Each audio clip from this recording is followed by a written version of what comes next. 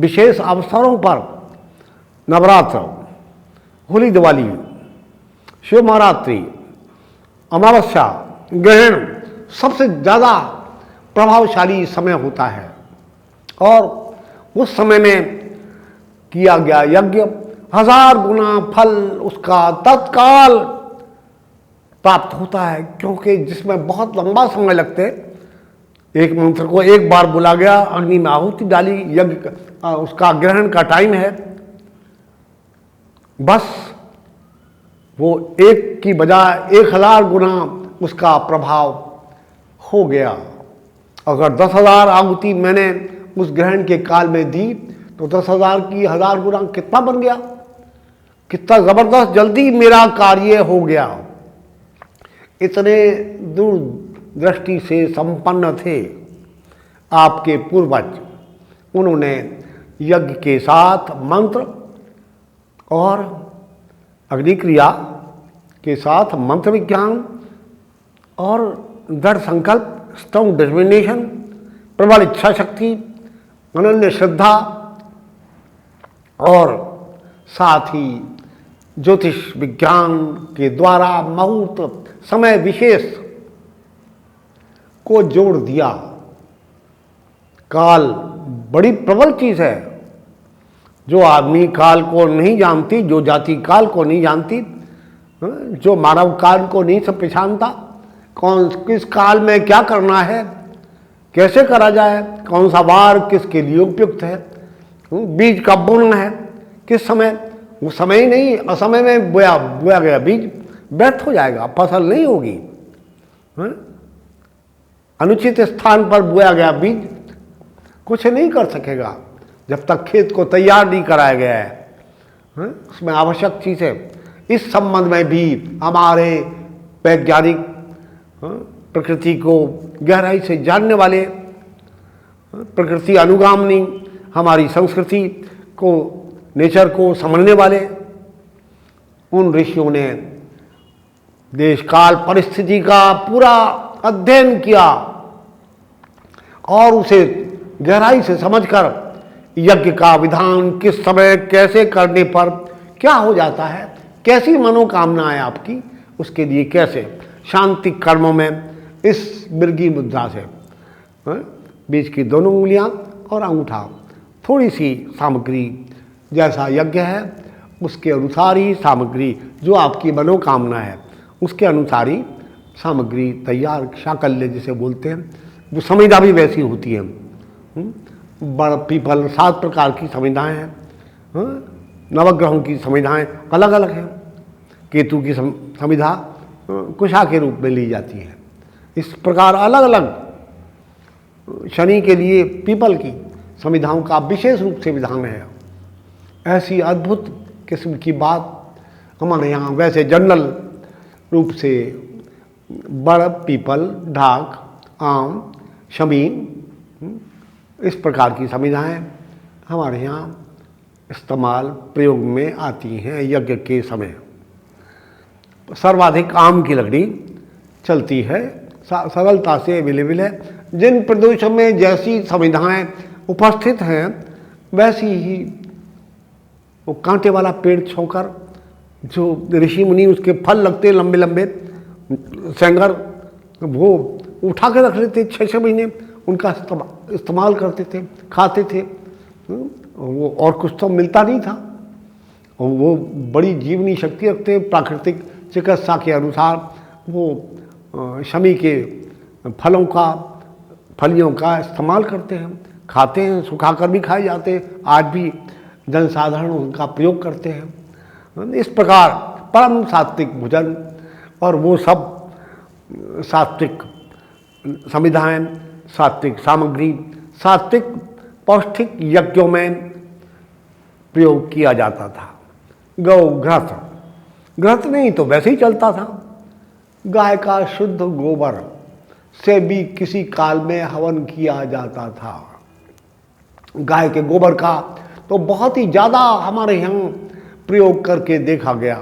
हमारे घर, आश्रम, यज्ञ कुंड, यज्ञ मंडप, ये सब गोबर से लीप कर कुरुक्षेत्र यूनिवर्सिटी के वैज्ञानिकों ने अनुसंधान किया, रिसर्च किया कि रेडियो एक्टिविटीज़, रेडियो जो एटॉमिक जो वैज्ञानिक किरणें होती हैं वो गोबर में से लिपे मकानों में प्रवेश नहीं कर पाती हैं, वहाँ उनका एक प्रभाव नहीं होता है। इसलिए एटॉमिक एनर्जी के लिए पहले भी थी, ये सब जानते हैं। ब्रह्मास्त्र क्या था? अणु परमाणु को फाड़ देता था वो, और इतना भयंकर विस्फोट होता था आकाशमंडल में, संपूर्ण प्रकृति उल्टी पुल्टी हो जाती थी। क्या कुछ नहीं हो सकता। वह सूक्ष्म मंत्र विज्ञान पर आधारित था, एक बहुत बड़ा यज्ञ था। इतनी बारीकी से यज्ञ विज्ञान को, उनसे क्या नहीं हो सकता है। किसी की बनु का पुत्रेष्ठ यज्ञ किया गया, संतान उत्पन्न होगी, यथेच्छ जैसी आप चाहेंगे उसके अनुसार होगी, इस प्रकार की बात। और इसके साथ ही आप धन की इच्छा है तो उसके लिए भी यज्ञ के हैं, मंत्र हैं। शुक्राचार्य जी ने श्री सूक्त नाम की लक्ष्मी उपनिषद, ऋग्वेदोक्त लक्ष्मी उपनिषद बनाई। 16 मंत्र की वो उपनिषद है। केवल उपनिषद लंबी चौड़ी नहीं होती, थोड़ी सी एक विद्या ही उसमें दी जाती है, ज्ञान के संबंध में, विज्ञान के संबंध में, धन के संबंध में, संसार के संबंध में। चाक्षुषी उपनिषद, सावित्री उपनिषद, सावित्री विद्या उसमें दी गई है। और उसमें चाक्षुषी उपनिषद में केवल चक्षु, आंखों के संबंध में बात कही गई है, और वहाँ कुछ ही थोड़े से मंत्र हैं। ऐसी अद्भुत किस्म की उपनिषदों का हमारे यहाँ वो एक एक पराविद्या है, एक एक उपनिषद। ऐसे 108 से भी ज़्यादा उपनिषद हैं। 108 तो आज अवेलेबल हैं, पर उनकी संख्या तो बहुत ज़्यादा है। वो सब यज्ञ प्रधान हैं, उन्हें बताया गया उसमें। हमारे यहाँ अनुष्ठान प्रकाश, मंत्र महोदधि, मंत्र महार्णव, महाकाली तंत्र, इस प्रकार के बहुत सारे, एक नहीं अनेकों हजारों की संख्या में मंत्र ग्रंथ हैं। वो सब यज्ञ से परिपूर्ण हैं। जैन ग्रंथ, भैरव पद्मावती कल्प, पद्म ज्वालमालिनी कल्प, पूरे यज्ञ से भरे पड़े हैं, और अद्वितीय शक्तियाँ उन मंत्रों में हैं, और वो कुछ करके दिखा सकते हैं। मैंने भी कितने ही मंत्रों का अपने जीवन में प्रत्यक्ष चमत्कार देखा, यज्ञ के द्वारा उन्हें प्रयोग करके। मंत्रों में ऐसी शक्ति है कि देवता का आह्वान हो जाता है, देवता उपस्थित हो जाते हैं। इस कलिकाल में भी मैं ऐसा प्रत्यक्ष प्रमाण हूँ, जिसके बुलाने पर अग्निदेव उपस्थित हो जाते हैं। पर उसमें बहुत विधि निषेध की आवश्यकता होती है, बड़ा परम पवित्र रहना पड़ता है, और फिर वो परम श्रद्धा भक्ति के साथ, दृढ़ निश्चय के साथ देवता का आह्वान मंत्र के द्वारा किया जाए तो अनन्य श्रद्धा के साथ वो उपस्थित हो जाते हैं, और हमारी दी हुई आहुति ग्रहण करते हैं। और जिसके लिए या अपने लिए या किसी के लिए भी किया जा सकता है। वो अब बड़े बड़े कार्य यज्ञों के द्वारा होते हैं, शांतिक कर्मों में, आपकी अच्छी सात्विक कर्मों में, अपने परिवार को अपने कल्याण के लिए या किसी कल्याण के लिए केवल इस मृगी मुद्रा के द्वारा हवन किया जाता है। अशुभ कार्यों के लिए कोई शत्रु तंग कर रहा है, परेशान कर रहा है आपको, उनको दबाने के लिए, उसका दुर्भावना को समाप्त करने के लिए, उपद्रव को खत्म करने के लिए ऐसे सुकरी मुद्रा 5 उंगलियों से सामग्री थोड़ी सी ली जाती है और ऐसे हवन किया जाता है। पर आज आर्य समाज का धन्यवाद है जिन्होंने यज्ञ को जिंदा तो रखा, किंतु विधि विधान उनकी इस गहराई में, वैज्ञानिक गहराई में वो नहीं पहुंच सके। ठीक है, क्या करा जाए। आज वेदों का अर्थ किया गया किंतु वो एक मुखी विद्वानों ने किया, केवल व्याकरण के आचार्यों ने। वो कैसे उस वेद को जो 6 शास्त्रों से संबंधित है और यज्ञ प्रधान है, जो यज्ञ कर्मकांड को जानते ही नहीं, वो उसको कैसे तो पूरी तरह से उसका विश्लेषण करेगा, उसका अर्थ करेगा? नहीं कर सकता। जो आयुर्वेद को जानता ही नहीं, वो अथर्ववेद का अर्थ कैसे करेगा? असंभव बात है। जिसने मेडिकल साइंस पढ़ी नहीं, वो मेडिकल साइंस को क्या जाने, कोड वर्डों को। जिसने ज्योतिष पढ़ी नहीं और वेद में वो सब्जेक्ट आ गया मंत्र के द्वारा, वो कैसे अर्थ करेगा? वो व्याकरण का आचार्य है, ज्योतिष से शून्य कैसे अर्थ कर सकता है उसका? इसलिए जहाँ जादू मंत्र की बात आई, वो आध्यात्मिक साइंस है, मंत्र साइंस है। उसके अनुसार उस मंत्र विज्ञान को ना समझने वाला व्यक्ति वेद का कैसे अर्थ करेगा? संगीत विज्ञान, वेद ऊपर हमारे 6 शास्त्र हैं, संगीत भी उसमें प्रधान शास्त्र है। श्रीमान बिना संगीत को अच्छी तरह जाने सामवेद का क्या अर्थ करेगा? वेद गान है, वेद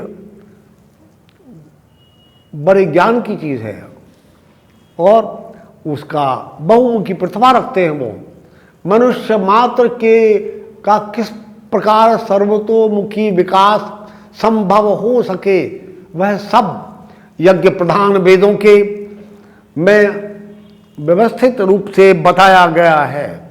समझिए तो सही कैसी विशेषता है। इसलिए आज आवश्यकता है 6 शास्त्रों के ज्ञाताओं की, जो और सामंजस्य स्थापित कर सकें, ऐसे शांत और परिमार्जित उठे हुए समझदार विद्वान हों, तो सब मिलकर अलग अलग प्रकार के विद्वान वेदों का अर्थ करें, तो वो अर्थ कुछ निकल कर आएगा और उससे पूरा ज्ञान का प्रकाश सारे विश्व में फैल सकता है। और यहाँ पर ये स्थान आज 45 साल के लगभग होने लगे हैं। इस स्थान में निरंतर 8 घंटे से अधिक रोज़ाना अग्निहोत्र, 3 घंटे सुबह, 3 घंटे शाम, 1.5 घंटा दोपहर को, मध्य रात्रि में हवन अग्निहोत्र साधारण रूप से चलता रहता है।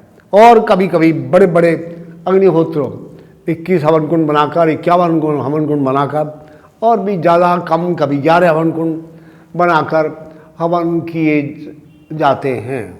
अग्निहोत्र यज्ञ याग आदि का व्यवस्था की गई है और वो चलता रहता है। कोई और भी कितने भी आदमी हमसे यहाँ अपने मंतव्य के लिए, अपने मनोरथ पूरे करने के लिए यज्ञ कराने आते हैं, हम वह भी करते हैं। और हमने इस पर ये सिद्ध यज्ञ मंत्र संग्रह नामक पुस्तक लिखी है, जो सिद्ध मंत्र हमने सैकड़ों के करीब मंत्रों को अपने जीवन में टेस्ट किया, प्रयोग करके, हवन करके देखा, उन्होंने कार्य करके दिखाया और आपके हमारे मनोरथों को पूर्ण किया। सब प्रकार के शुभ अशुभ सभी प्रकार के कर्म होते हैं। किसी आदमी को बहुत परेशानी हो रही है, शत्रु लोग तंग कर रहे हैं, वो शत्रु दब जाए, उसके लिए भी प्रयोग किया जा गया। मुकदमा चल रहा है, उसको वो कैसे आपके फेवर में आ जाए। इस प्रकार के प्रयोग हमारे यहाँ प्राचीन काल से ही उपस्थित हैं। मंत्र महारणाव, मंत्र महोदधि, अनुष्ठान प्रकाश आदि में, और इसके साथ देवताओं को आवाहन करने के लिए भी हमारे यहाँ उपस्थित हैं। देवता आते हैं बुलाने पर, और यज्ञ तो उसका उनका विशेष कर्म है। यज्ञ के द्वारा क्या कुछ नहीं हो सकता, सभी कुछ संभव है। यज्ञ हमारे जीवन में 1949 में 1949 में आरंभ हुआ। पहली उपासना कई महीने के लिए शुरू हुई, भोजन बंद, व्रत रखते हुए, उपवास रखते हुए वो यज्ञ, किसी को बोलना नहीं, किसी को देखना नहीं, किसी से बात नहीं करनी, अपने कार्य में त्रिकाल यज्ञ चलता था। और उसके कारण धीरे धीरे अनुभव हुआ, बड़ी बड़ी विचित्र बातें यज्ञ के द्वारा हमने प्रत्यक्ष देखी, और वो प्रत्यक्ष हैं, कोई भी करेगा, ये तो प्रैक्टिकल चीज़ है, करिए और देखिए, आपकी सभी प्रकार की मनोकामनाएं पूरी होंगी।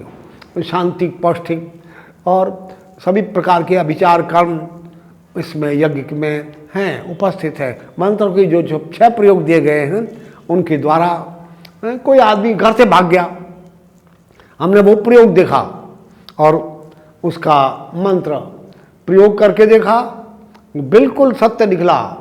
31 दिन का संकल्प किया गया, उस आदमी का चित्र हमें दे दिया गया। वो आदमी आज भी उपस्थित हैं, आप उनसे संपर्क कर सकते हैं। ऐसे कई प्रयोग हमने किए, पर हम ज्योतिष विज्ञान के द्वारा ये ज्ञात कर लेते हैं पहले वो आदमी जीवित है या नहीं, मरा हुआ आदमी कैसे आएगा। अब इसमें एक नई बात आ गई, क्या प्रेतात्माओं से बात की जा सकती है? इस पर भी हमने अनुसंधान किया है, पर यह आज का विषय नहीं है हमारा। प्रेत होते हैं, उसके लिए हमने अलग से अनुसंधान किए हैं। और ये किसी जीवित आदमी को कैसे बुलाया जाए? वो रूठ कर चला गया, या किसी कारणवश, और 10 कारण हो सकते हैं जीवन में, परेशान दुखी होकर भाग गया, मरने के लिए गया, सोचने के लिए। पर हम उस विज्ञान के द्वारा मालूम हो जाता है, वो तो सत्य सिद्धांत है ज्योतिष विज्ञान के, ऐसी अद्भुत विद्या है, उसके तर्कालज्ञ है वो ज्योतिष का ऊंचा अध्ययन, और उसके साथ आध्यात्मिक पुट भी आ जाए तो कहना क्या है। ज्योतिष और वैदिक दोनों बिना इष्ट के भ्रष्ट हैं, इसलिए देव कृपा परम आवश्यक है। यज्ञ देवताओं को पास ला देता है। गूगल नाम की औषधि इतनी जोरदार है, गोंद होता है एक पेड़ का, अधिकांश जहाँ बर्फ नहीं पड़ती है उन पर्वतों में देखा गया है, मैंने खुद देखा है। फरीदाबाद के पास पाराशर स्थान था, परसौन, जहाँ बड़खल लेक है आजकल, तो वहाँ पर उस पहाड़ में मैंने आज से 50-55 साल पहले पैदल जाकर वहाँ देखा, झरना था और वहाँ गूगल का वृक्ष था। उसकी लकड़ी भी अगर तोड़ के जला दूँ जरा सी, तो उसमें भी ऐसी अद्भुत दुर्लभ सुगंध प्राप्त होती है, जिससे सारा वातावरण सुरभित सुगंधित हो जाता है और देवात्माएं उससे खिंची चली आती। मेरा नाम प्रमोद गोयल है। मैं आश्रम से करीब पिछले 15-16 साल से जुड़ा हुआ हूँ। मेरे एक मित्र हैं, उन्होंने मेरे को बताया था, मन काफ़ी परेशान और भटक रहा था, जीवन में कुछ अस्त व्यस्तताएँ रहती हैं। ऐसी चर्चा हुई तो एक मित्र ने जब इस आश्रम का मेरे को बताया, वो स्वयं लेकर आए, आचार्य जी के संपर्क में आया। जो हवन मंत्र वगैरह के बारे में चर्चा हुई, मन जो है वो काफ़ी अच्छा लगना प्रारंभ हुआ। उसके बाद जो संयोग बढ़ता गया, हवन और उसका जो प्रयोग आचार्य जी ने बताए थे कुछ करे, उनसे मन को बहुत शांति मिली। जीवन की अस्वस्थताओं में और भटकाव में काफ़ी अंतर आया, ठहराव आया। मैंने फिर ये अपने घर में भी व्यवस्थाएं चालू करी और मन बहुत शांत है, और तब से मैं लगातार इस आश्रम से जुड़ा हुआ हूँ।